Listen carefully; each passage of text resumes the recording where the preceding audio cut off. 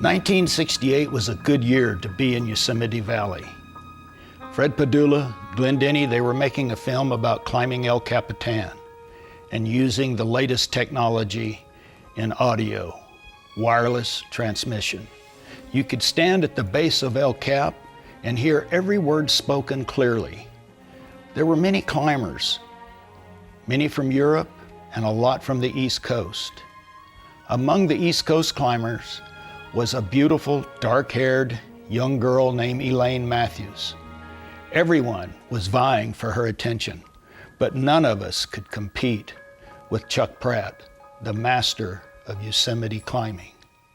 When Elaine visited Warren Harding's Shrine to Buffoonery, I had the opportunity to find out more about her and what she's been doing.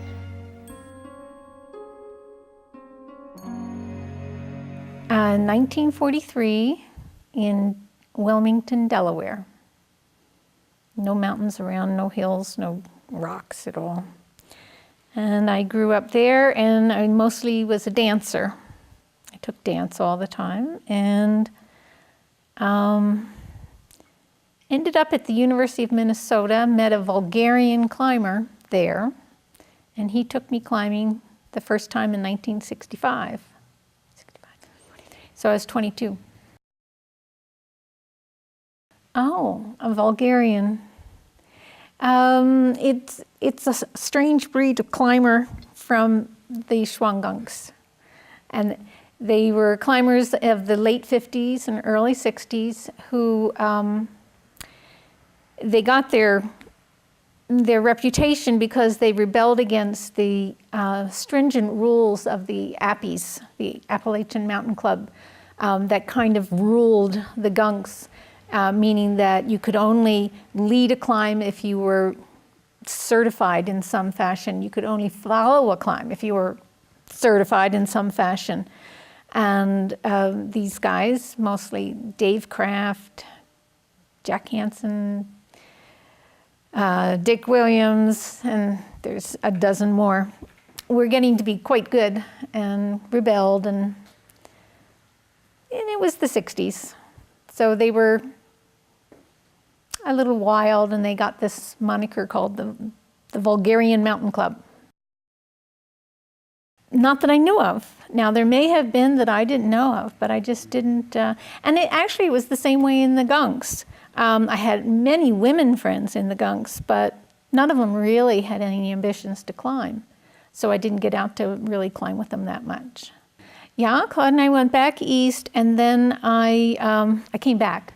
Came back the next year, and I met some good climbers, met Tom Bowman, and of course there was Chuck, and gosh, all these Canadian guys. They were just some wonderful people back there, and I started climbing.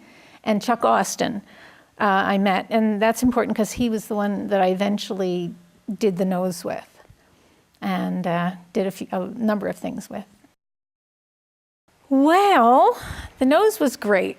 We were doing just fabulous.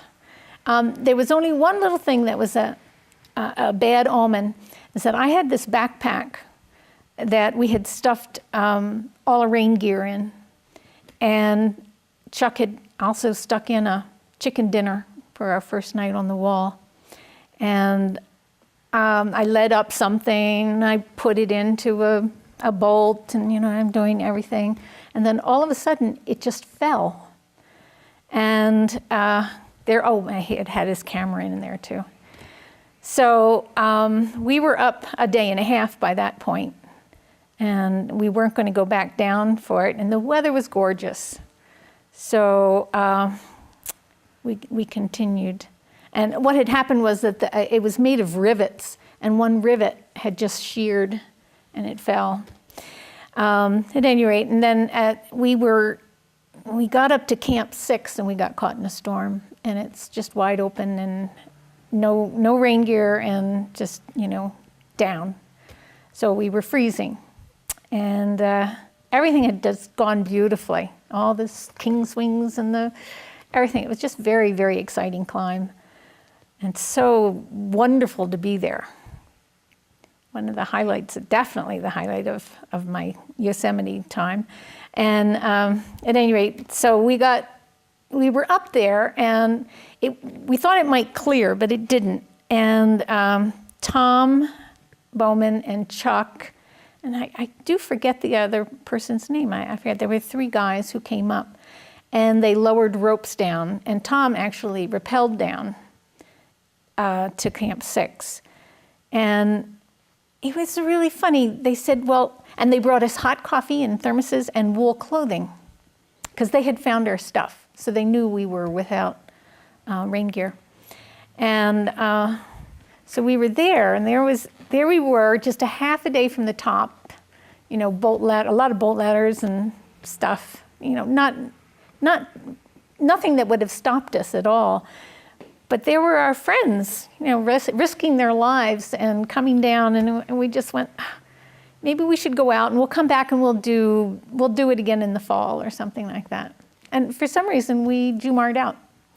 So that was the end of that. So we made it to the top, but we had some fixed ropes for the very last half day. I am now a grandmother, and I love to spend lots of time with my grandchildren, but in the wintertime, I just have to get away from the Northeast, and I come to the beautiful sunny east side of the Sierras, and I climb.